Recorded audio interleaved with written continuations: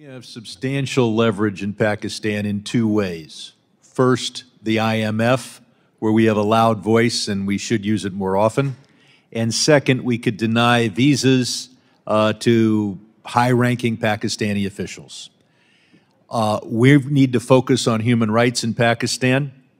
I'm particularly focused on Sindh and the disappearances there, the forced conversions, young girls forced to convert and then marry old men. And we've seen throughout Pakistan a blasphemy law that allows a person to complain, and all of a sudden someone who's not Muslim usually is subject to detention and even execution. But the greatest problem is Dr. Afridi. That is something we discussed in this room last decade again and again. He's in jail for 14 years. We released Victor Aboud to get an American back. And the message to everyone in the world, and this is a national security risk, is don't cooperate with the CIA. Because if you're an American national, we'll move heaven and earth to get you out. But if you're the one foreign national who did the most for America of anyone this century, you will rot in jail. The Pakistanis have said that they will do a Siddiqui for Afridi trade. Ms. Siddiqui didn't kill any Americans, tried to, ought to be in jail, is now perhaps incapacitated anyway. Will we trade Siddiqui for Afridi? And if not, will we ban from entry into this country those who are holding her hostage, Dr. Afridi hostage? Or do we just turn our back on any foreign national? The man who is responsible for getting bin Laden is in a Pakistani jail. Representative Sherman, I first want to thank you personally, but also thank this committee and the Congress. Sir, I have one. I will yield 10 seconds to say Siddiqui for Afridi, yes or no. Mr. Sherman, I have been in this job for more than 2.5 years. I have never had a Pakistani official raise with me. They've told me, they've told your predecessor, they've told the State Department, Afridi's in jail, you haven't done anything about it, and he's the man that helped us get bin Laden. But let's move on. Sir, sir, I only get 5 minutes. Go ahead. We have the exit control list where hundreds of American citizens are prohibited from leaving Pakistan. Will we treat them the same way we deal with everyone else who's wrongfully detained in Russia and elsewhere? What are we doing to get American citizens who have not been even charged with a crime out of Pakistan if they want to leave? Representative Sherman, we work every day on behalf of American citizens in Pakistan. As you note, there are some laws that have put undue restrictions on Americans. We have had a very positive track record. Hundreds are still there, and the IMF loan goes forward, and we allow the top generals in Pakistan to visit the United States when American citizens can't leave Pakistan and come to the United States. We then have the vote tabulation system, and they have banned the bat, the symbol of the PTI. Then they banned the batsman. And this is, there have been flaws in other Pakistani elections, but this is perhaps the greatest flaw. And we're told, and the Pakistani ambassadors told me, well, this is just the ordinary working of the Pakistani judicial system. That's the same judicial system that has Dr. Afridi in jail for 14 years for getting bin Laden. Do we have faith that Imran Khan has not been the victim of selective prosecution? Or is it apparent that he has been? Sir, following the rioting on May 9th, the day Imran Khan was arrested, the United States government has raised our concerns about the mass detention of members of the opposition, to include the PTI. We have raised concerns about the use of military courts. If I can interrupt, there's one thing you need to do. The American ambassador needs to visit Imran Khan in prison and make sure that he lives to tell the tale. of how he was wrongfully imprisoned through selective prosecution. I yield back. Thank you, Chair, and thanks also to the ranking member for having me here today. Mr. Liu, I'm sure you're aware, I led a letter alongside 30 of my colleagues here in Congress to the State Department as well as to the President. You've got it right there. Talking about credible allegations of election rigging in the Pakistani elections, and we urged that the administration withhold recognition of the new government in Pakistan until a credible and transparent investigation on election interference had been conducted. I know that the U.S. Embassy congratulated Mr. Sharif, quote, on his assumption of the office of Prime Minister, but I haven't seen a statement yet from the State Department itself. So just so we're clear at this point, yes or no, has the U.S. officially recognized the new government in Pakistan? Representative Kesar, I would like to answer with yes or no. The actual answer is a little more complicated, if you'll allow me. The government of the United States, we don't actually go around recognizing or withholding recognition of new governments. That's not something we do anywhere around the world. What we do is we decide whether we're going to engage with a government. And so, yes, you have seen actions by our ambassador, our embassy. We are, in every interaction with this government, stressing the importance of accountability for election irregularities, sir.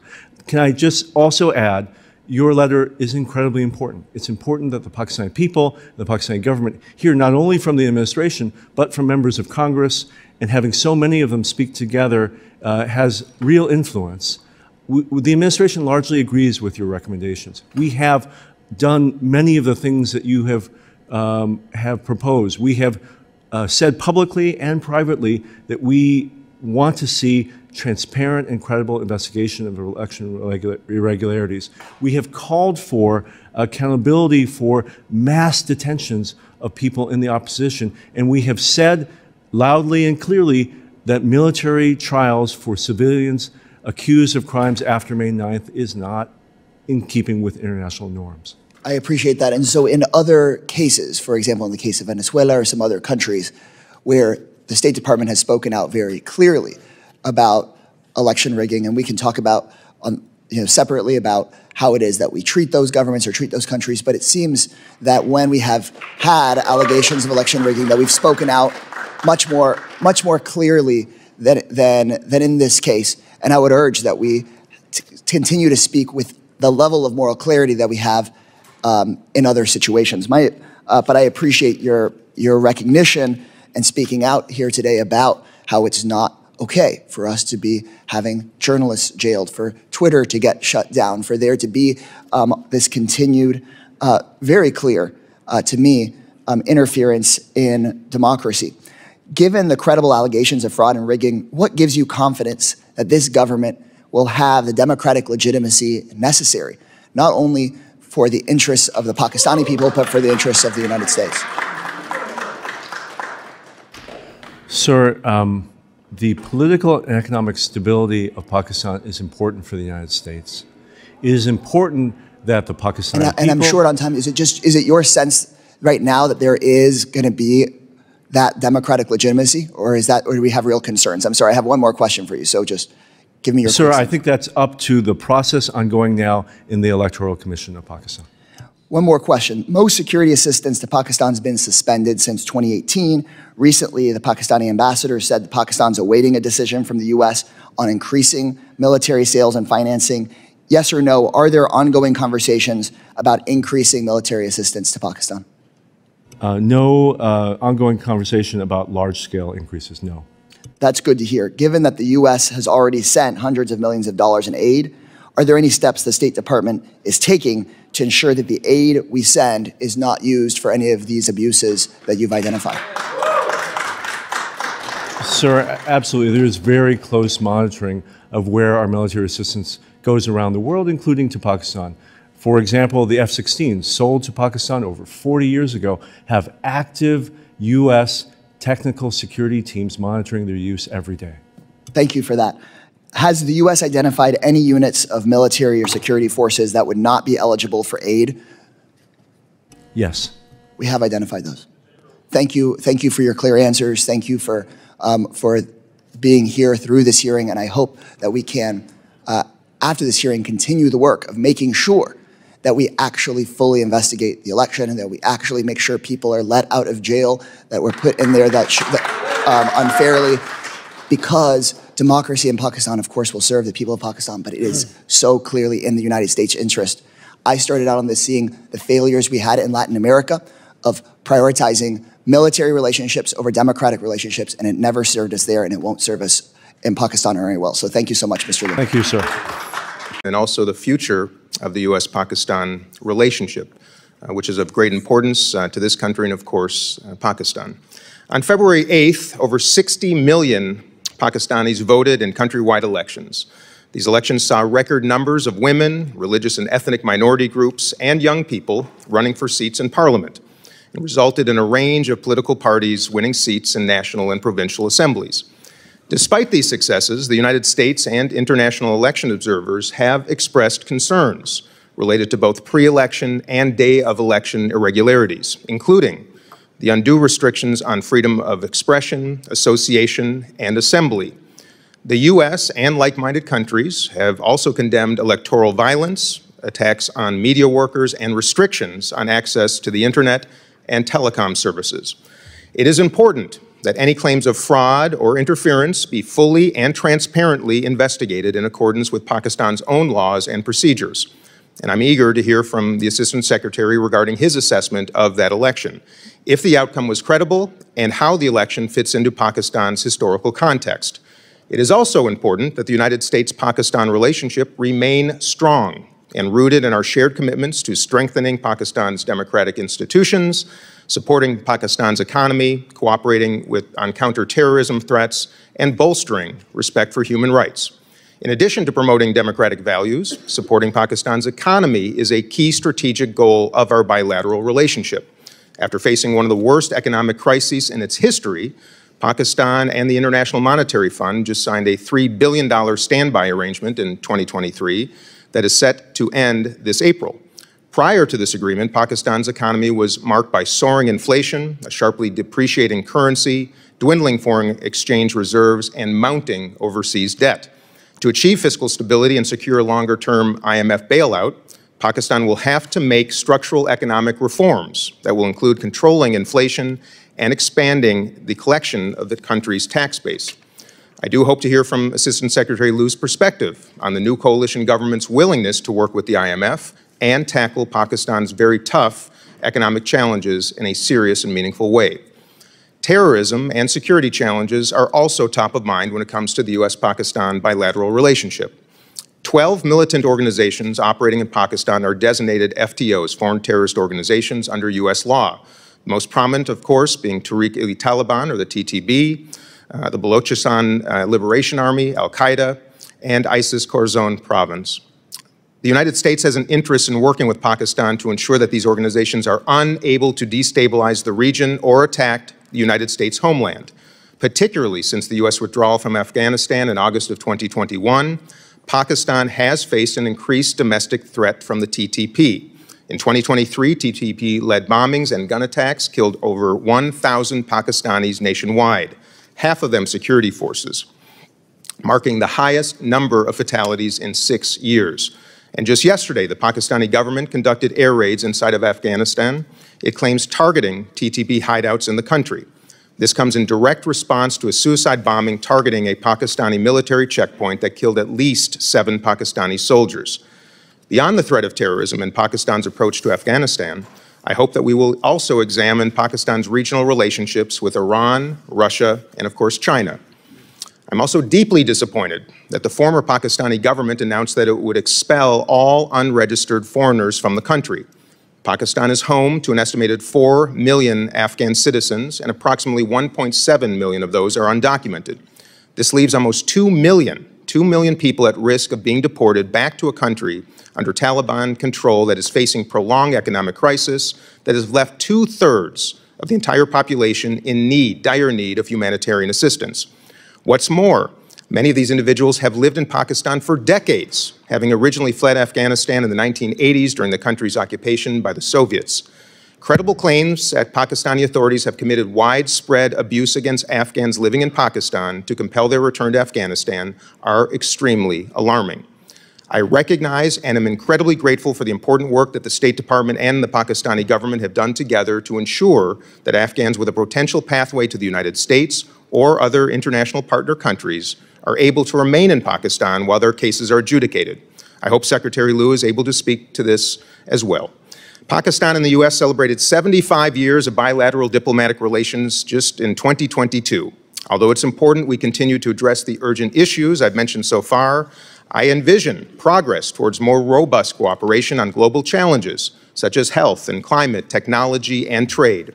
Pakistan consistently ranks among the top 10 most vulnerable countries on the CRI, the Climate Risk Index, with 10,000 annual fatalities due to climate-related disasters and financial losses amounting to $4 billion annually. In July of 23, USAID announced over $16 million in additional development and humanitarian assistance to support the resilience of communities in Pakistan that experienced 2022's historically devastating floods. These areas of cooperation highlight the work that we can do together to strengthen our communities and combat climate change as two peoples. We also have the opportunity to deepen our people-to-people ties, strengthen Pakistan's business environment, and invest in innovative solutions to global health and clean energy. The opportunities for cooperation are endless, as we understand from elections both in the United States and Pakistan also. A government empowered by a strong democratic mandate is critical to addressing long-standing challenges and pursuing new opportunities. I look forward to hearing from Assistant Secretary Liu about all the ways in which the U.S.-Pakistan relationship can advance our shared interests and continue to promote and strengthen respect for democratic values and human rights. With that, Mr. Chair, I yield back. Thank you very much, Ranking Member Dean Phillips. And it's really unprecedented, but to show how important the relationship is between the United States and Pakistan, we have an unprecedented number of members of Congress who are not on the subcommittee who are requesting to have the opportunity to participate. And so I ask unanimous consent that the gentleman from Texas, Mr. Kassar, and the gentleman from California, Mr. Khanna, be allowed to sit at the dais and to participate following all other members at today's hearing without objection, so ordered. Additionally, I ask unanimous consent that the gentleman from Texas, Mr. Pfluger, be allowed to sit at the dais and to participate in today's hearing without objection, so ordered. And most unprecedented, to show how important this hearing is and the relationship and appreciation and affection we have for the people of Pakistan, I now will be recognizing the chairman of the full committee, Congressman Mike McCall of Texas, for an opening statement. Thank you, Mr. Chairman, Ranking Member, and I agree with you. There is a tremendous amount of interest in this hearing. I think I've never had so many members on the House floor come to me and say, we need to have a hearing on Pakistan after the election. And I know the diasporas out across the United States have shown a lot of great interest and have voiced that to their members of Congress. I also want to thank Assistant Secretary Liu for testifying here today.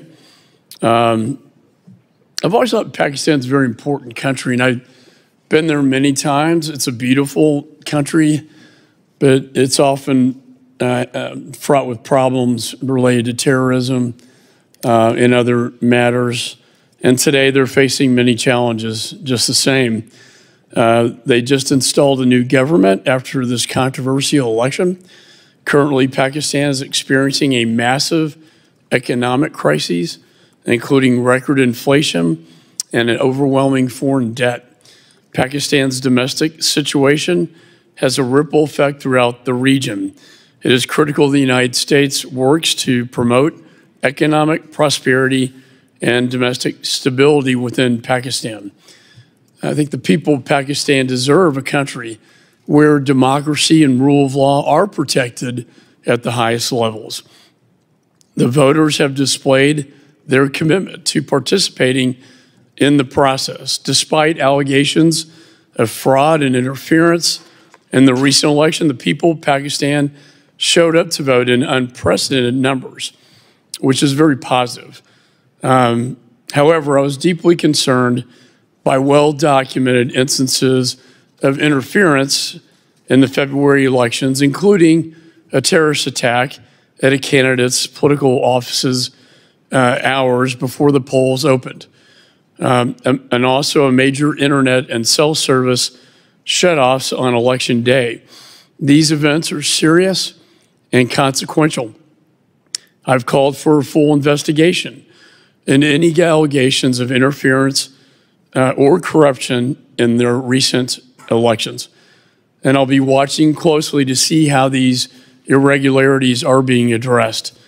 Additionally, human rights in Pakistan must be respected for democracy to thrive. The failure to recognize basic human rights will unquestionably lead to a downward spiral. If human rights are ignored, the prospect of a democratic society will evaporate. Meanwhile, Pakistan's security is at risk as the TTP and other terror groups have become increasingly emboldened. This is a direct result of the Biden administration's disastrous withdrawal from Afghanistan in 2021. And we had a hearing just yesterday with the chairman of the Joint Chiefs, General Milley, and CENTCOM Commander, General McKenzie. That deadly and chaotic withdrawal projected weakness on the world stage, and we see from history that weakness always invites aggression. Our adversaries are now testing our resolve, and when they see weakness, they do exploit it. Pakistan has played an essential role in mitigating the effects of the administration's withdrawal on regional security. It remains vitally important that the United States and Pakistan continue to work together to counter terrorism. While challenges remain ahead, the United States and Pakistan must continue to work together to promote regional stability. We also know that if the United States pulls away from our relationship with Pakistan, the Chinese Communist Party will gain even more influence. And while we seek to help nations thrive, CCP is only interested in a one-way relationship of debt trap diplomacy. And Pakistan, in their ground zero for their Belt and Road Initiative, Pakistan is the CCP's ground zero for China's Belt and Road. So anyway, I look forward to working with my colleagues. It's in our best interest to have a vibrant and healthy Pakistan, one of democracy, economic prosperity, and stability. And I think working together, we can work to make Pakistan a success in its role as a key regional security partner. And so that, again, Mr. Chairman, thank you for holding this hearing. I know there's immense interest in this across the nation and, of course, in Pakistan itself. And with that, I yield back. Thank you very much, Mr. Chairman. And I want to thank you yesterday for the historic hearing that you conducted with General Mark Milley and General Frank McKenzie, revealing clearly that President Biden did not abide by their recommendations, that the withdrawal, the surrender, the appeasement was solely the responsibility of Mr. Biden. With that in mind, we're pleased to have our distinguished witness today, the Honorable Donald Liu, Assistant Secretary for South and Central Asian Affairs at the State Department. Thank you for being here today. Your full statement will be made part of the record, and I'll ask you to keep your spoken remarks to 5 minutes in order to allow time for members to ask questions, and they too will be held to a strict 5 minutes.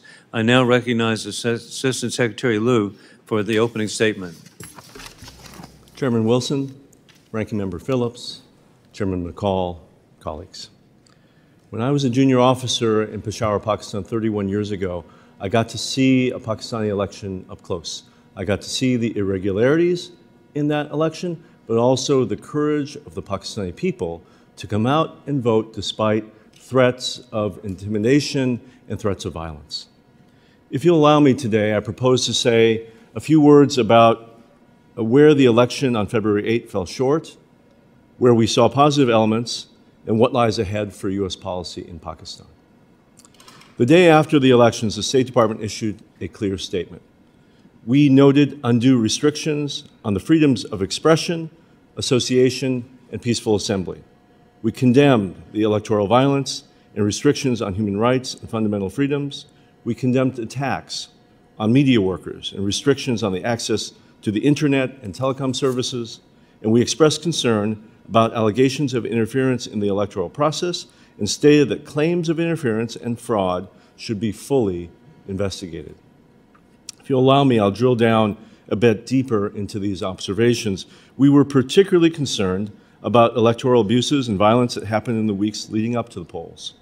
First, there were attacks against police, politicians, and political gatherings by terrorist groups. Second, many journalists, particularly female journalists, were harassed and abused by party supporters.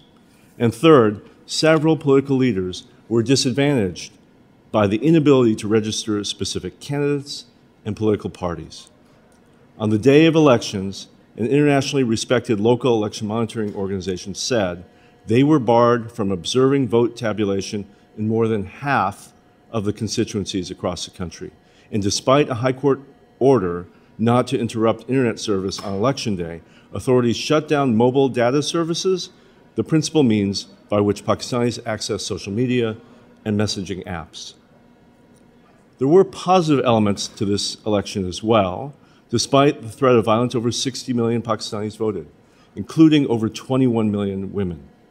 Voters elected 50% more women to parliament than they had in 2018. In addition to a record number of female candidates, there were also a record number of members of religious and minority groups and young people running for seats in their parliament. Pakistani voters had a choice. A range of political parties won seats in the national and provincial assemblies. 3 different political parties now lead Pakistan's 4 provinces. More than 5,000 independent election observers were in the field. Their organization's conclusion was that the conduct of the election was largely competitive and orderly, while noting some irregularities in the compilation of results. Pakistan is an important partner of the U.S. We share a commitment to strengthening Pakistan's democratic institutions, supporting the U.S.-Pakistan Green Alliance framework, cooperating to counter terrorist threats from groups like Al-Qaeda and ISIS, and bolstering respect for human rights, including the right of religious freedom. Most importantly, the United States plays a critical role in promoting economic stability in Pakistan. We are the top destination for Pakistan's exports. We have been one of the most important investors in critical infrastructure over 76 years of our partnership. For example, the U.S. government is refurbishing now the Mangala and Tarbela dams, which provide electricity to tens of millions of Pakistanis. Our support for Pakistan over these decades has been in the form of development grants, private sector investment, and humanitarian assistance during the periods of its greatest need, including the recent catastrophic flooding. Unfortunately, Pakistan is facing a mounting debt challenge after the past decade of elevated borrowing, including from the PRC. This year, nearly 70% of the federal government's revenue is expected to go to payments to service this massive debt. Pakistan needs economic reforms, and it needs private sector-led investment that will deliver economic growth for the Pakistani people and not dig their government deeper into debt. Finally, Pakistani people deserve a country that is peaceful, that is democratic, and that is prosperous. We are working every day to support that vision. I thank the subcommittee for its leadership on developing our relations with Pakistan, and I pledge to work with its members as we execute our policy. Thank you, Mr. Secretary. You were precisely on time. And Alexis is going to make sure that we're all 5 minutes. And I want to commend Chairman McCall again. We now have clocks that are large enough for people of age to read. So this is a really startling discovery here. We've really come a long way to have clocks so you can read. But no, this is so serious. And the 70% debt payment is just so horrific, but not only is it catastrophic to the people of Pakistan, but it's a message to other countries that think that they're working with people that they can trust. They're not. They're there for a purpose, and the time needs to begin on mine now, please. And so as we begin, after the disastrous U.S. withdrawal from Afghanistan and with the 13 murdered Marines at Abbey Gate in 2021, where does the administration see the future of the U.S.-Pakistan relationship? What are the administration's top priorities for Pakistan? Mr. Chairman, thank you very much. And again, thank you for holding this hearing. It's obviously of great interest for Americans generally. Clearly, in the audience today, we have lots of people who care deeply about Pakistan. We are at an inflection point in our relationship with Pakistan. As you suggest, Afghanistan has been in conflict for 40 years, and Pakistan has been a country that has been caught up in that conflict. The end of the war in Afghanistan provides us all an opportunity to have a relationship with Pakistan on its own terms, and we are committed to doing that. One of the major goals that we have with Pakistan now is to support the Pakistani people as they face this terrible threat of terrorism. Many of the members have discussed this, but this is a country where the people have suffered under the threat of terrorism in a way that I think no one on the planet has had to suffer. The attacks, particularly in the provinces of Khyber Pakhtunkhwa and Baluchistan, over the past 3 years have grown exponentially. We continue to see attacks being launched from Afghan territory. And you saw a major attack on Saturday in which 7 policemen were killed by the TTP, the Pakistani Taliban. And we call on the Afghan Taliban to ensure that its territory is not used as a launching pad for terrorist groups. Second, we're very focused on economic stability for Pakistan. For Pakistan to deal with its social, terrorism, and political issues, it needs a functioning economy. And we want private sector-led growth there. Growth that benefits the Pakistani people, not growth which fuels profits by lender countries like the PRC. And lastly, we have a long partnership, people to people, with Pakistan. We want to see that grow. We want to see business-to-business relations improve. We want to see the ease of Pakistani Americans to travel to Pakistan and Pakistanis to travel to the United States. Those ties are critical. I have 2 children in university right now. We have many, many Pakistani friends as they've grown up, but also in university. We want to see those numbers expand. Thank you. And indeed, I'm glad the Pakistani-American diaspora is so important, and they've been so successful as entrepreneurs here in our country, and we want them to send a message back of how free market capitalism has such a positive consequence for the people of Pakistan. Mr. Secretary, there have been unsubstantiated allegations that the U.S. government has conspired to remove Prime Minister Imran Khan from power. What is your assessment of these untrue speculations? Mr. Chairman, I want to be very clear on this point. These allegations, this conspiracy theory is a lie. It is a complete falsehood. I have reviewed the press reporting related to this, what's called the cipher in Pakistan, the alleged leak diplomatic cable from the embassy here. It is not accurate. It at no point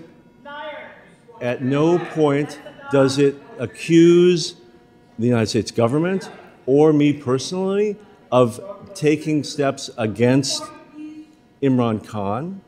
And thirdly, the other person in the meeting, the then ambassador of Pakistan to the United States, has testified to his own government that there was no conspiracy. We respect the sovereignty of Pakistan. We respect the principle that Pakistani people should be the only ones choosing their own leaders through a democratic process. Mr. Chairman, we are grateful that you are holding this hearing today for us to talk about that process. Thank you. And hey, your response is so good because it's so clear that you're correct, and we appreciate so much your clarity on the issue. And good people, indeed, you make a difference, so God bless you. Thank you. And with that, I now recognize the ranking member, Dean Phillips.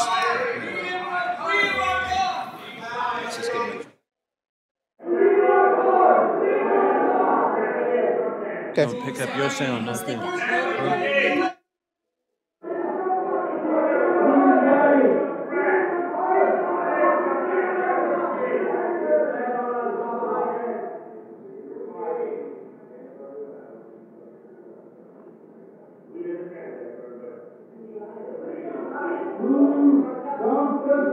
The chair notes a disturbance of the committee proceedings. The room will be in order. And we now proceed with Congressman Dean Phillips. Thank you, Mr. Chairman. Secretary Liu, I appreciate your observations on the recent election, both the positive elements and also the challenges. In the State Department's post-election statement, the indication was the United States is going to work with the next Pakistani government regardless of the party. I just want to clarify that that has always been the case, correct? Yes, sir. And the department has also expressed concerns about human rights and democracy in Pakistan where appropriate, but has never taken a position on who should lead an elected government in Pakistan. Is that correct? That is correct. And the department's statement also noted that claims of interference or fraud should be fully investigated. And since that aspect of the statement has gotten a lot of play in the Pakistani press and on social media, could you elaborate on what was intended by that statement? Representative Phillips, the Pakistani people, through their constitution, have created a system by which the Election Commission of Pakistan hears the complaints of Pakistani people, of candidates and political parties to render judgments about election irregularities. We, as a partner of Pakistan, have called for that to be done transparently and fully, and for those found responsible for irregularities to be held accountable. We can see a process whereby that's happening. The Election Commission of Pakistan has formed a high-level committee which is now sifting through thousands of petitions from people across Pakistan who have complained about the very same things that we have noted in our statement. We will be monitoring that process very closely. We will be encouraging the government and the Election Commission to make sure that that is a fully transparent process with the Pakistani public. Do not recognize this. Yes. Mr. Liu, if you just might move your microphone just a little close. It's a little hard for some of us to hear too. Thank you. This is not Pakistan related per se, but it is your area of responsibility. So I want to ask also about India. I know the administration is looking at accountability for the alarming allegations that a government of India official was connected to a murder for hire plot targeting a Sikh American here on American soil in New York City. The administration, of course, recently placed sanctions on more than 500 individuals relating to the killing of Alexei Navalny in Russia on Russian soil. So my question is, are any similar sanctions on or travel bans being considered for those who we believe may be responsible for the attempted murder of Mr. Pannan? Thank you, Representative Phillips. This is a serious issue between the United States and India. The Department of Justice has alleged that an Indian citizen, at the behest of someone working in the Indian government, has attempted to kill an American citizen on American soil. We take this in the administration incredibly seriously and have raised it at the highest levels with India. We are, at the moment, working with India to encourage India to hold accountable those responsible for this terrible crime. What we can see is that India itself has announced that they have created a committee of inquiry to look into this matter, and we ask them to work quickly and transparently to make sure justice is done. Thank you. With the remainder of my time, I'd like to talk about economic issues. If you could give an assessment of the current economic situation in Pakistan. Of course, a growing economy is good for stability. It's good for this partnership and trade. I know it's still early, but if you could provide an assessment of how you see things right now, I'd appreciate it. No, not only is it really important for the Pakistani people that they have economic stability and economic growth, it's important for America. We have lots of investments in Pakistan. There are lots of franchises and American businesses working throughout Pakistan. Their success is our success. One of the issues I think that we face with the Pakistani economy is a real difficulty to invest and to trade there. are calling on Pakistan to reform many of the ways it does business with foreign partners. And in doing that, they will attract American investment, but they'll also attract investment from the Pakistani private sector. Pakistani investors are smart. They want to work in a place where they can make money.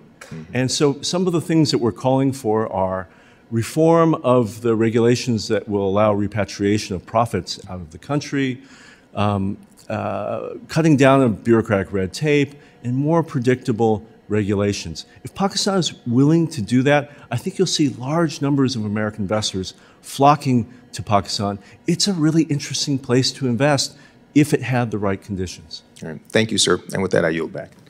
Thank you very much, Ranking Member Dean Phillips. We now proceed to Congressman Rich McCormick of Georgia. Thank you, Mr. Chair.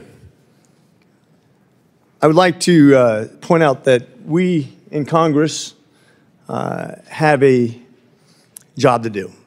This is an incredibly important topic, and I think out of respect for those people who are interested in this topic, the people who want to be disruptive should be gavelled out and removed from this hearing. I think anybody who's earned this place, whether you be in Congress or be a military member or be somebody from Pakistan or be somebody who's interested in this topic, should be respected, and those people who break the rules should be removed from and not be allowed back in future, because this continues to waste our time. And with that, I'm going to move, with your permission, Chair, to have these people removed before I continue. So ordered. Thank you. All three that were speaking out, thank you. They're wearing red in case you can't figure out who they are. I said not one word. This is very undemocratic. But I will say free Imran. Free Imran Khan, the first democratically elected Prime Minister of Pakistan. He will save Pakistan. The committee will suspend while the Capitol Police restore order. Free Imran Khan. Free Imran Khan, a great democratic leader in Pakistan. We need Imran Khan. Free him from a death cell in Pakistan. And Congressman McCormick will now continue with his full 5 minutes. Thank you, Mr. Chair. I've been interrupted in the previous hearings, and I just want to make sure we have some order. Thank you, Mr. Chairman. I appreciate you, and I thank you, Secretary Liu, for your testimony today. Today's topic is very important to me. Whether we like it or not, the U.S. future cannot include isolationism from the rest of the world. American leadership will be required for our country's future success and to ensure America remains first in the world. We must remain robust partnerships and alliances with nations that share our interests and values. As nations like China and Russia and violent extremist organizations threaten global stability, it is critical for U.S. interests for South Central Asian countries such as Pakistan and India to continue developing stable and transparent democracies. That's why I introduced House Resolution 901 with my esteemed colleague from Michigan, Representative Dan Kildee. The resolution affirms U.S. support for democracy and human rights in Pakistan. I'm looking forward to H.Res. 901's consideration later this afternoon as the House Foreign Affairs Committee marks it up. As I am sure you're aware, Pakistan recently conducted the largest election in its history, but these were unfortunately marred by allegations of fraudulent activity and electoral violence. Watchdog groups raised the alarm over reports of political repression, suspension of interest access on election day, delays in election results, and more. Currently, the Election Commission of Pakistan is reviewing many of the election results in individual parliamentary constituencies, and the Pakistani judicial system is investigating and adjudicating irregularities. In fact, the ambassador from Pakistan came to my office yesterday and talked about what they were going to try to do to mitigate these problems. With all this being said, there must be full, credible, and independent audit of these election results. Secretary Liu, do you think and the State Department have confidence in Pakistan's judicial process and its ability to adjudicate claims of wrongdoing? Thank you, Representative McCormick. If I might, just before I answer that question, just say a word about protests. We have just tremendous respect for the Pakistani American community. We pride ourselves in the State Department and in my office about talking to Pakistani Americans, because they are the people in our vast country who care the most about this relationship. They have something genuine to offer because of their deep knowledge and the deep concern they have of the future of the country. And so I want to join the voices of this committee to say how important their involvement is, how much we respect them. We try to listen to them at every opportunity. I hope they are also listening to all of you and to those of us who are trying to guide this policy. Absolutely. And I will say, respectful conversation is always paramount for me. I've met with constituencies. I have people who've come here from all over the United States that I've met with in my own district on this topic. There is a time and a place for everyone to speak, and that's order. That's something that we worked hard for. One of the things that I have faced over these last 2 years is some of these allegations, unfounded allegations, have resulted in regular death threats against me, threats against my family, involvement of local police. There is a line of acceptability, and I do think at times some of the free speech has verged into threats of violence, which is not acceptable in our society. Sir, if I could answer your important question. The Election Commission of Pakistan, in past elections, has rerun elections where there have been finding of electoral abuse. We have seen that over and over. In fact, in this election, they have already ordered the rerun of elections where there has been violence. As we know, there have been candidates who've been killed in this election. There have been some terrible violence that preceded the election. We call on the Election Commission to fulfill its constitutional role in Pakistan, to be the watchdog over these elections and to act in a nonpartisan way. We all will be watching this process very, very closely. As to whether they will do it, it's up to the Pakistani people to make sure their institutions are functional and that are upholding their constitution. Thank you. And do you think that the Pakistani government has the ability to continue to improve and be accountable and be a good partner going forward as the United States needs them to be in that region? Pakistan is such an important partner of ours. They are a major non-NATO ally. We have deep national security interests with Pakistan, not least of which is the fight against terrorism, not only terrorism that affects Pakistanis, but terrorism that affects Americans. And Pakistan has been a partner in our resettling of Afghan refugees to whom we owe a debt. And we are grateful to the people and the government of Pakistan for that cooperation. Thank you, sir. I yield. Thank you very much, Dr. Congressman Rich McCormick of Georgia. We now proceed to Congresswoman Kathy Manning of North Carolina. Thank you, Mr. Chairman. Welcome back to my good friend, Dean Phillips. And thank you, Assistant Secretary Liu, for your service to our country. I want to focus on the plight of women in Pakistan for a few minutes. I am very concerned about the treatment of women in Pakistan, including female journalists and women harassed and arrested at protests and rallies leading up to the election. As you know, Pakistan is routinely rated near the bottom of the world in terms of women's inclusion, justice, safety, and security. So can you talk to us about how the State Department is working to address gender-based violence and highlight and improve the safety, the rights, the inclusion, and representation of women in Pakistan's democracy? Representative Manning, such an important question. I wish I had my wife here sitting next to me. I met my wife in Pakistan. She was an American refugee worker working with Afghans, but her academic subject matter of specialty is gender-based violence, and she has worked in Pakistan on this very issue.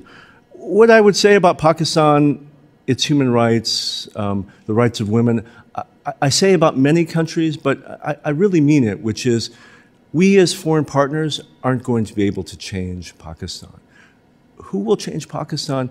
Pakistani people will. And we see that very strong desire of women across Pakistan to be heard, to be represented, and to have their rights respected by the institutions of government as well as by the rest of society. I see great victories in Pakistan every day. There have, as I mentioned, double the number of women elected to this parliament. And do you see that as a positive moment that will actually give hope and perhaps achieve new things for women in Pakistan? I see the emergence of female leaders in Pakistan at every level as being the examples that will lead their society forward. You are entirely right. At the village level in Pakistan, lives for women are incredibly difficult. I see more women today in senior positions in business. I see them on the high court. I see them in parliament. I see them as ministers. Honestly, some days Pakistanis are doing better than Americans on some of these questions. It is a struggle for all of us, but I do credit the very brave women and young girls who are leading this path in Pakistan. And I think as foreign partners, we need to put our resources, our public statements, and our activism behind Pakistani female leaders. And can you give us some idea of the percentage of participation of Pakistani women in the economy? And are there hurdles to greater participation, and is there anything we can do to encourage greater participation? Well, one of the real issues for every business in Pakistan, but particularly for women-owned businesses, is access to financing.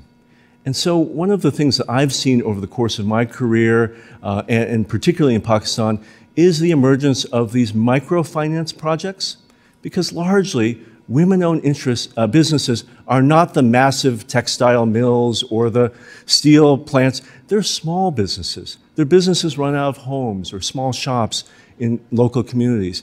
If women have access to that financing, women will succeed in business. USAID, the EU, the United Kingdom, Japan, Australia, many of Pakistan's donor friends are investing in those types of businesses, while the PRC and other countries are investing in literally roads to nowhere that bleed the Pakistani people of their resources year after year. So we've certainly talked about giving women access to more financial opportunities in this committee. I hope we will continue to do that in the future.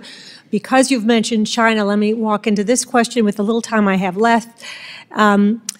Pakistan faces a grave challenge, has faced grave challenges in recent years from flooding, from indebtedness to creditors like China. What more can we do to counterbalance what China is doing and the debt that they're helping create in Pakistan? We can compete. Where we fail overseas, we are not present. Where we compete, we always win because we have a better offer. We offer private sector-led investment for profit-making enterprises that benefit local people and not just the lender countries. Thank you. My time has expired. I yield back. Thank you very much, Congresswoman Kathy Manning of North Carolina. We'll be proceeding to Congressman Mike Lawler in 1 second. And, even before, I want to thank you for pointing out the different allies working with Pakistan, and one that you left out, which is so significant, and that is South Korea. To go from ashes 60 years ago to be one of the wealthiest countries on earth is an example throughout the Indo-Pacific and the South Asia of achieving a per capita income of $44,000 for each citizen. Who would ever imagine? And I know that Korea has been vitally interested in developing economic ties with the people of Pakistan. With that, we now proceed to Congressman Mike Lawler. Thank you, Mr. Liu. I know many of my colleagues touched on the election irregularities and some of the concerns about it, so I want to segue a little bit. Just a few weeks ago, the government of Pakistan approved plans to begin construction on a pipeline to transport natural gas from Iran to Pakistan. Iran constructed its side of the pipeline years ago, and now Pakistan has finally decided to move forward. Mr. Liu, do you view this pipeline as Pakistan aligning itself with Iran? I mean, it's a really interesting question, Representative Lawler, because Pakistan and Iran just traded missile and drone strikes a few weeks ago. So it is been true over time that Pakistan and Iran have had ups and downs in their relationship. They're at a pretty low point today. We are tracking this planned pipeline between Iran and Pakistan. Honestly, I don't know where the financing for such a project would come from. I don't think many international donors would be interested in funding such an endeavor. We've also not heard from the government of Pakistan a desire for a waiver of American sanctions that would certainly result from such a project. Instead, what we are undertaking in the administration is to have a conversation with Pakistan.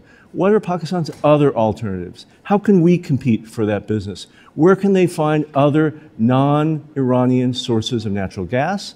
And how can we help Pakistan think about the transition to clean energy? Pakistan's very interested in providing energy through solar, through wind, through hydro. How can that begin to replace their dependence on coal and other hydrocarbons? Okay. So have you expressed direct concern with the Pakistani government on this issue? We are in consultation with the Pakistani government on this issue, yes, sir. Okay. I mean, my concern is that Iran is the greatest state sponsor of terror. They use the illicit Iranian petroleum oil trade to finance terrorism. Since Joe Biden took office, nearly $88 billion in increased revenue has resulted because of lax enforcement on sanctions. It's why I introduced the SHIP Act to increase secondary sanctions on the purchase of Iranian petroleum. It passed through the House overwhelmingly with bipartisan support and has since stalled in the Senate because the White House doesn't want it. So from my vantage point, when we talk about other alternatives that Pakistan may be able to engage on, why don't we start by cracking down on the illicit oil trade?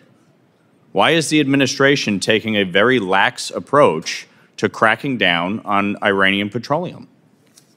Sir, the administration will uphold both the letter and the spirit of all sanction laws, particularly those related to Iran. You think an increase of $88 billion in revenue is upholding the letter and spirit of the law? Sir, I am not an expert in Iranian energy exports, but what I know as a person who has a car that's fueled by gasoline is all of us have paid for higher gasoline after Putin's full-scale invasion of Ukraine. And well, that's also a result in this country of us limiting production of oil and natural gas in this country.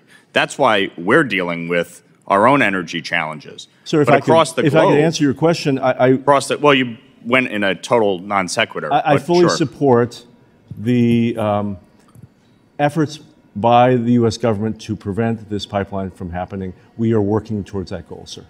Okay. How does the administration view Pakistan's relationship with the Taliban? With suspicion, sir. And so what are we doing based on that suspicion? So I think it is well known that previous governments of Pakistan have had close relations with the Taliban. Currently, the greatest terrorist threat faced by the people of Pakistan emanates from Afghanistan. And the relationship between Pakistan and the Taliban is about the same as the relationship between the United States and the Taliban. It is very strained and difficult. We have a very important dialogue with the Pakistani government about the Taliban, how to help shape its behavior, how to help make sure the Taliban upholds its commitments. Last question. Why was Pakistan excluded from the administration's Indo-Pacific strategy? Sir, it's a way that we define the Indo-Pacific, and it's not only this administration, it's the last administration as well. For whatever reason, I suspect it has to do with COCOM authority between the Indo-Pacific Command and Central Command. The dividing line of the Indo-Pacific is the line between Pakistan and India. Well, time is up. I have to cut you off, Mr. Liu. There's a new sheriff in town. It's me. I recognize the sheriff's authority. Brad Sherman from California, you're recognized, sir. We have substantial leverage in Pakistan in two ways. First, the IMF, where we have a loud voice and we should use it more often. And second, we could deny visas to high-ranking Pakistani officials. We need to focus on human rights in Pakistan. I'm particularly focused on Sindh and the disappearances there, the forced conversions, young girls forced to convert and then marry old men, And we've seen throughout Pakistan a blasphemy law that allows a person to complain, and all of a sudden someone who's not Muslim usually is subject to detention and even execution. But the greatest problem is Dr. Afridi. That is something we discussed in this room last decade again and again. He's in jail for 14 years. We released Victor Aboud to get an American back. And the message to everyone in the world, and this is a national security risk, is don't cooperate with the CIA. Because if you're an American national, we'll move heaven and earth to get you out. But if you're the one foreign national who did the most for America of anyone this century, you will rot in jail. The Pakistanis have said that they will do a Siddiqui for Afridi trade. Ms. Siddiqui didn't kill any Americans, tried to, ought to be in jail, is now perhaps incapacitated anyway. Will we trade Siddiqui for Afridi? And if not, will we ban from entry into this country those who are holding her hostage, Dr. Afridi hostage? Or do we just turn our back on any foreign national? The man who is responsible for getting bin Laden is in a Pakistani jail. Representative Sherman, I first want to thank you personally, but also thank this committee and the Congress. Sir, I have one, I will yield 10 seconds to say Siddiqui for Afridi, yes or no? Mr. Sherman, I have been in this job for more than 2.5 years. I have never had a Pakistani official raise with me. They've told me, they've told your predecessor, they've told the State Department, Afridi's in jail, you haven't done anything about it, and he's the man that helped us get bin Laden. But let's move on. Sir, sir, sir, I only get 5 minutes. Go ahead. We have the exit control list where hundreds of American citizens are prohibited from leaving Pakistan. Will we treat them the same way we deal with everyone else who's wrongfully detained in Russia and elsewhere? What are we doing to get American citizens who have not been even charged with a crime out of Pakistan if they want to leave? Representative Sherman, we work every day on behalf of American citizens in Pakistan. As you note, there are some laws that have put undue restrictions on Americans. We have had a very positive track record. Hundreds are still there, and the IMF loan goes forward, and we allow the top generals in Pakistan to visit the United States when American citizens can't leave Pakistan and come to the United States. We then have the vote tabulation system, and they have banned the bat, the symbol of the PTI, then they banned the batsman. And this is, there have been flaws in other Pakistani elections, but this is perhaps the greatest flaw. And we're told, and the Pakistani ambassadors told me, well, this is just the ordinary working of the Pakistani judicial system. That's the same judicial system that has Dr. Afridi in jail for 14 years for getting bin Laden. Do we have faith that Imran Khan has not been the victim of selective prosecution? Or is it apparent that he has been? Sir, following the rioting on May 9th, the day Imran Khan was arrested, the United States government has raised our concerns about the mass detention of members of the opposition, to include the PTI. We have raised concerns about the use of military courts. If I can interrupt, there's one thing you need to do. The American ambassador needs to visit Imran Khan in prison and make sure that he lives to tell the tale of how he was wrongfully imprisoned through selective prosecution. I yield back. Thank you, Mr. Sherman. Excellent questions. Representative Baird is not here, so I'm the next in line. Secretary Lew, could you provide insight in the involvement of the military in the politics of Pakistan? Hold on. Y'all don't need to clap for me. I'm good. I'm good. We're good. Thank y'all. Go ahead, brother. The Pakistani military is the 6th largest military in the world, and the largest of any majority Muslim country. The U.S. military has historically had very close relations with the Pakistani military. Our generals and their generals have trained together decade after decade. It is an important part of Pakistani culture. I have lived in Pakistan. I have seen that for myself. The Pakistani military is an important institution. We respect, in this administration and all past American administrations, the constitutional principle that the Pakistani military must be kept under civilian control. It must be answerable to the president. But is it? Answerable to the president, sir, who is the commander-in-chief, and responsible to civilian control. Okay. Do y'all at the State Department intend to conduct a review of the most recent elections in Pakistan? Sir, we have conducted that review, and we have found a number of election irregularities that I've detailed today. Right. What we are undertaking right now is a monitoring of how the democratic institutions of Pakistan will address those irregularities. Well, I would suggest to you that a strong letter is not doing a whole heck of a lot. I would tell you that this country needs to start using its economic might to correct some of these wrongs. These people are being mistreated. I'm not much on bureaucrats. I don't like writing letters. I like delivering it personally, and I think that's something we could do. Did the U.S. ask for former Prime Minister Imran Khan's removal after he visited Russia? We did not, sir. Okay. There are people who believe you were involved in the regime change in Pakistan. Can you speak on that? Sir, I was absolutely not involved, nor were any Americans involved with that process.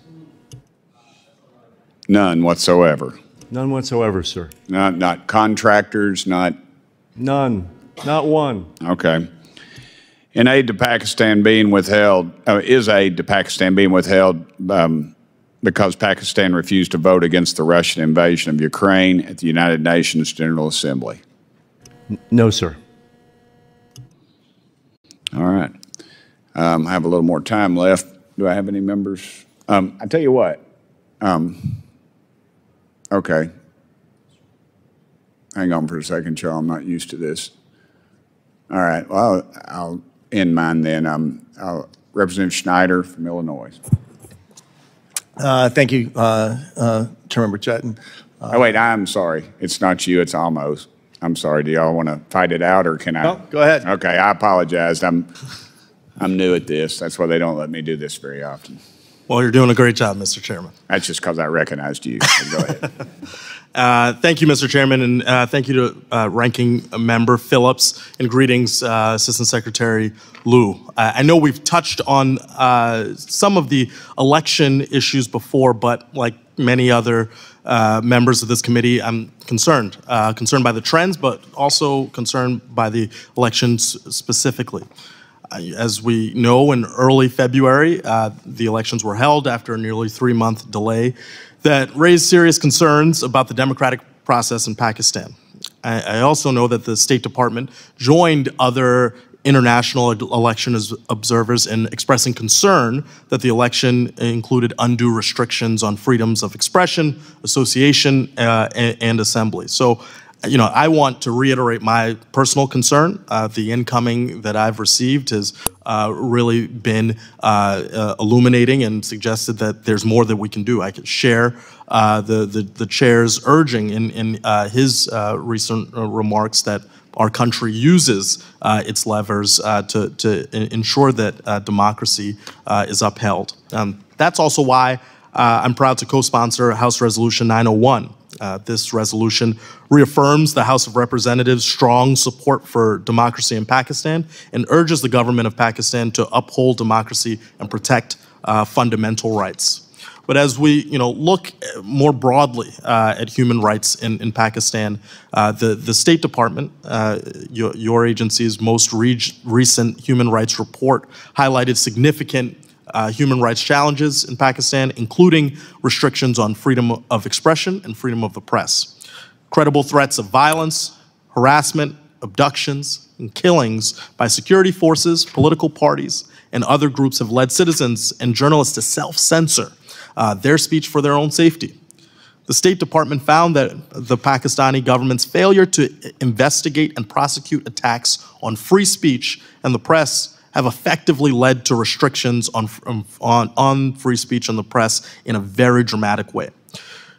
Really what I want to hear is how can and how will the United States work with the Pakistani government to support meaningful change to promote freedom of speech and freedom of the press? Sir, I have the pleasure and responsibility of reading the Pakistani media on a daily basis. And I will confirm what is in our human rights report is there is both self-censorship and occasionally active censorship in Pakistan today. At the same time, what I read in the Pakistani press is a cacophony of voices. There is actually competition in the media with respect to things that are said and not said, as well as in social media. And so one of the most damaging things that we see today are restrictions on social media because, like the rest of the world, Pakistanis are getting a lot of their news and information through the internet. And so when the internet gets pulled down or X gets throttled as it has been now for several weeks, it denies the Pakistani people from getting the kind of diversity of reporting information that they deserve. We are talking to the Pakistani government at the highest level about these issues. We're also working year after year in the trenches with Pakistani civil society to help to train journalists about fact-checking, about responsible sourcing of their information, about journalistic standards. And what I can also see is, while there is censorship, both self and active, we can also see the development of some truly excellent journalism coming out of Pakistan and some very brave journalists who defy these censors and still produce things that call into question the government or the military or the Americans or any number of other institutions of authority. If I may, sir, what exactly have those conversations yielded with the government? Because I mean, it's one thing to have them, but it's another to be pursuing, some outcomes that are beneficial to the values that we uphold here and we want to see in a real active democratic society. I do think it's important for both the administration and the Congress to say loud and clear that we are watching what happens in Pakistan. We're watching closely its human rights record, what it does with respect to religious freedom, and what it's doing on free speech. I grant you, I don't know that what we say today affects exactly what they're going to do tomorrow, but over time, if we let up on these values, it's going to be worse because they can see that there are no consequences for these violations. Well, my time is expiring. The only thing that I want to leave you with is I think we have a responsibility to make that concern clearer, more active, and seek the outcomes that we believe in maintaining our democracy. My time has expired. I yield back to the chair. Thank you very much. And we now proceed to Congressman Brad Schneider of Illinois. And of course, it's really easy to get confused between Gabe Amo and Brad Schneider. They both come from assorted northern states, Rhode Island and now Illinois. Thank you, Chairman Wilson. And no good deed going unpunished. Gabe asked the question I wanted to ask, and thank you for your answer. I'm going to build on that. In your written testimony, you concluded that the Pakistani people deserve a country that is peaceful, democratic, and prosperous, quotes. And we just talked a little bit about what the United States can do, but let me just say here that a peaceful, democratic, and prosperous Pakistan is not just important to the Pakistanis, it's in the interest of the United States as well. And that's why we were having this hearing, and I thank the chairman for calling it. And we're addressing what has been discussed, very real concerns about the election, but also recognizing, as you noted in your testimony, the positive elements seen in the election and how we build upon them, and I hope we continue those conversations. I want to shift gears a little bit and touch on Afghan deportations, though. I share, with others, the deep concern of these mass deportations of undocumented Afghans back to Afghanistan, where they're going to live in horrible humanitarian conditions under the Taliban. Human Rights Watch claims that Pakistani authorities have committed widespread abuses against Afghans living in Pakistan to compel their return to Afghanistan, including by confiscating property, destroying documents, and physically abusing individuals. Has U.S. raised these concerns with the government at all, and how is the U.S. working with the international community to push back against this policy? Thank you, sir. We have had discussions with the Pakistani government at the highest levels about these deportations. As you know, as has been well documented, over 500,000 Afghans have returned to Afghanistan following this effort by the Pakistani government to remove illegal foreigners. From the first day of that process, we have been in touch with the Pakistani government, both about the humanitarian consequences of this mass deportation, but also to try to protect those Afghans who have a pathway to coming to the United States. There are thousands of Afghans who worked with us, who worked with our embassy or our military, who have fled to Pakistan and sought sanctuary there. We have been very keen that those Afghans are allowed to stay so we can process them. And they're still in processing. And they are. And the Pakistani government has actually on this one issue been very supportive. We are grateful for that. On the broader issue, we are talking with the new government now about trying to make sure that the rights of Afghan refugees are respected. We are thankful, right? The Pakistani people have hosted over 3 million Afghan refugees now for over 40 years. It is historic in proportion. That sacrifice does not go unnoticed. At the same time, we very much hope they work with the UNHCR as they enter this next phase where they're trying to figure out whether more people are returning, whether some of those who have returned are able to come back to Pakistan, and that the needs of those refugees are being met. Thank you, and I've raised this previously with the ambassador, Pakistani ambassador as well, and look forward to working with you to make sure that happens. I'll shift gears again. We touched on this. I'll pick up where Mr. Lawler left off. Pakistan-Iranian relations. You mentioned the escalation, the recent escalatory environment, the strikes in January. Where do you see that moving? Do you think the strikes were one-off occurrences or something that could continue to escalate in the future? Sir, as you know, the strikes were not only against Pakistan, they were against 3 countries simultaneously by Iran. It is reprehensible and irresponsible for Iran to lash out against its neighbors for terrorism that exists in Iran itself. So as you may be tracking, those 3 missile and drone strikes that happened in January followed a really terrible terrorist attack that occurred within Iran. And the government of Iran clearly felt like it had to respond in some way. They responded in the worst way possible by firing missiles at targets that they probably didn't well understand, which, for our information, ended up killing lots of civilians in 3 countries, including in Pakistan. And with my we have strongly condemned Iran's actions. My last few seconds, can you just touch on the U.S. messaging to the Pakistani government regarding their direct engagement with Tehran on security matters, especially in the context of our concerns, our mutual concerns of nuclear proliferation and Iran's nuclear program?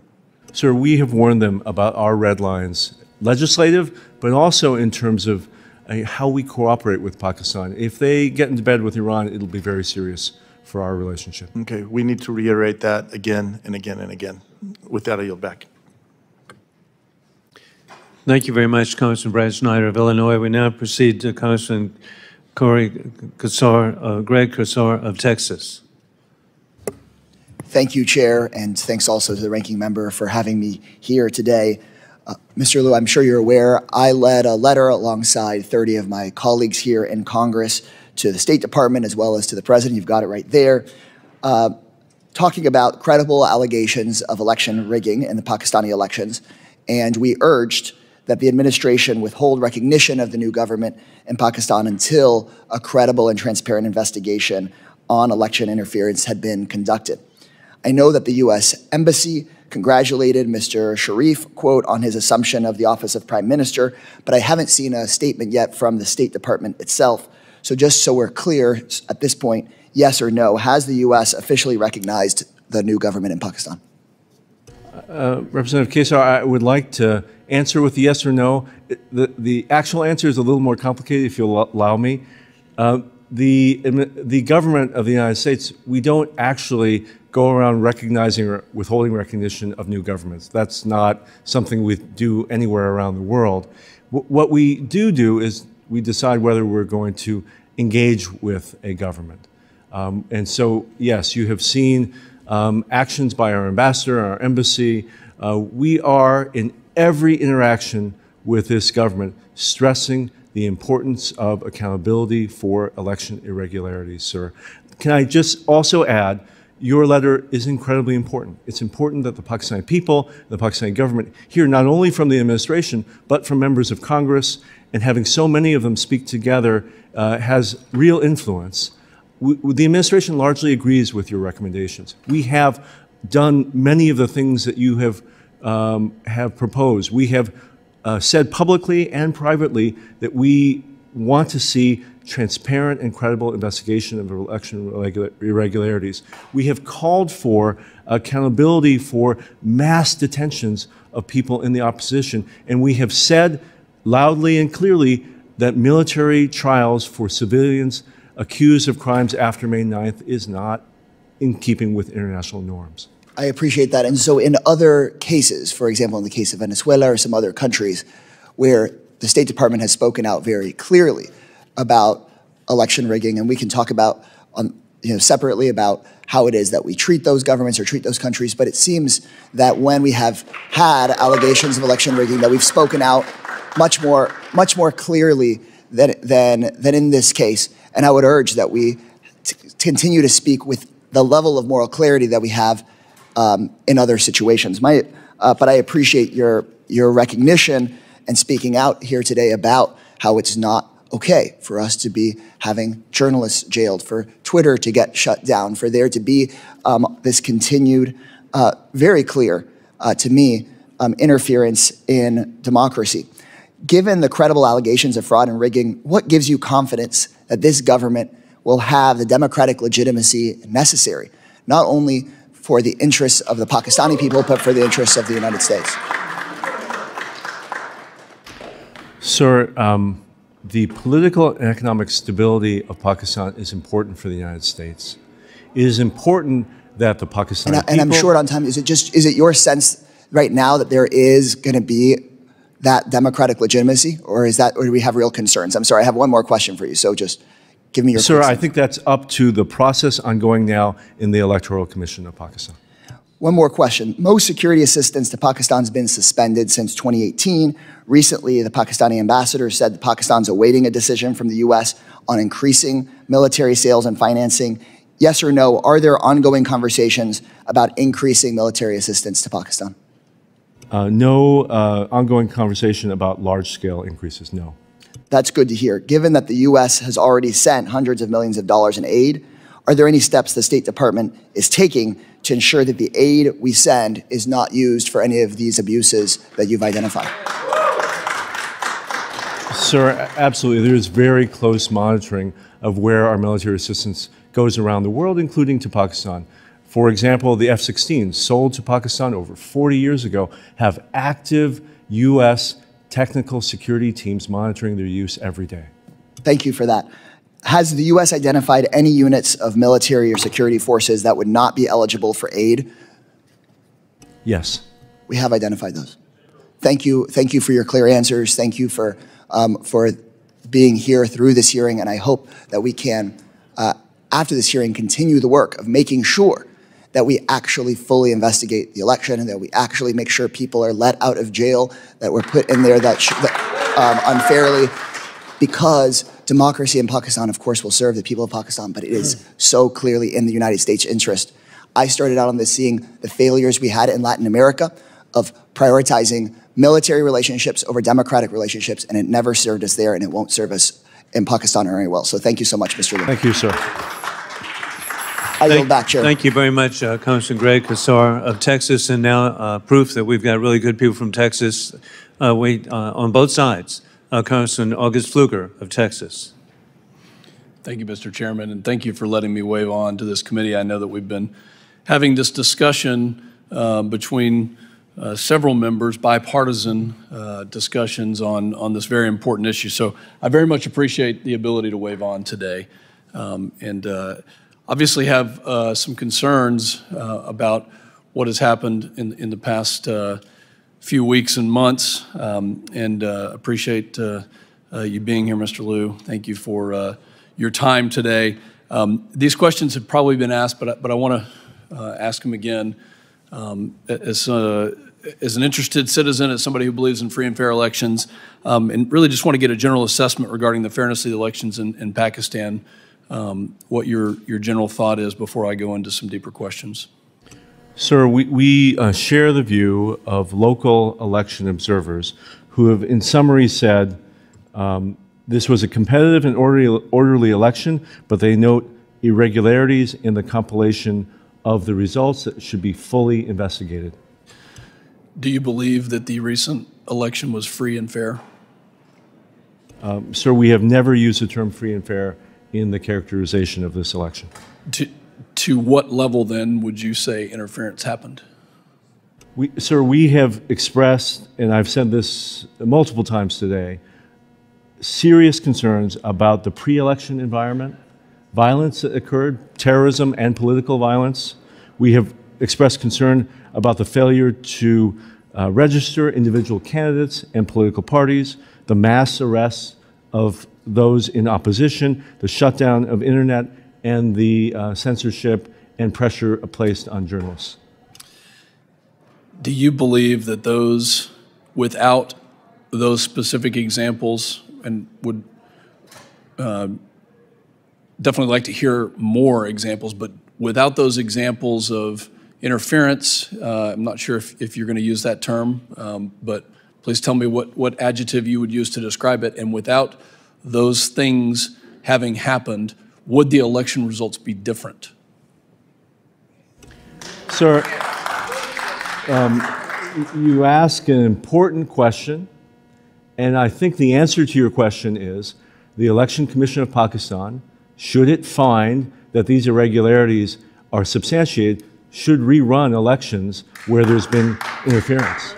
And that's the way the Pakistani people will know. It's probably unlikely that an American diplomat will know whether or how the results would turn out, but they'll turn out the way they should if the Election Commission reruns constituencies. What is the Department of State doing to urge Pakistan, the government of Pakistan, those that govern the elections, to do just that? Sir, we have made very clear public and private statements. We have said so clearly to Pakistan's leaders, but also to election officials, that it is an expectation of all of Pakistan's partners, not only the United States, that they conduct elections with integrity. So you believe these should be fully investigated and adjudicated? Yes, sir. Tell me what this does to the relationship between the United States and Pakistan if they are not investigated, if they are not adjudicated, if they do not decide to rerun their elections. We have enjoyed 76 years of partnership with this country.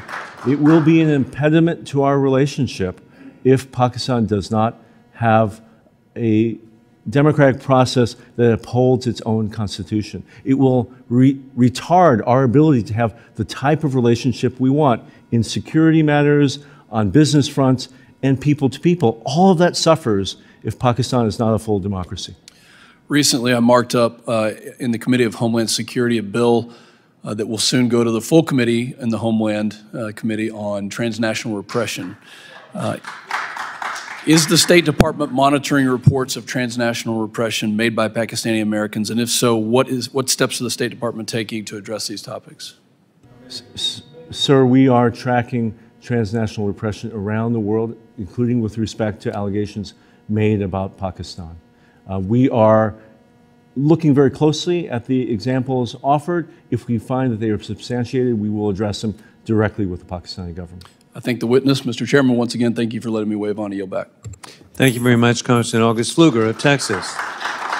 And I want to thank the witness for the valuable testimony and the members for their questions. The members of the subcommittee may have some additional questions for the witness, and we will ask you to respond to these in writing.